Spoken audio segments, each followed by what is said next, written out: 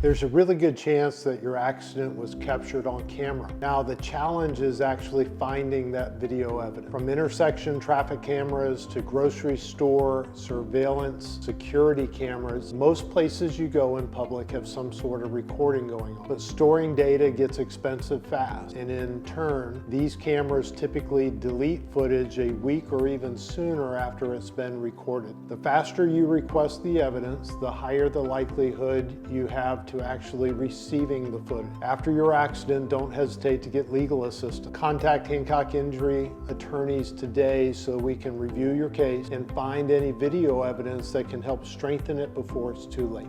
I'm Mike Hancock with Hancock Injury Attorneys. We represent people throughout the state of Florida. We're located in Tampa and also represent people throughout the Tampa Bay region.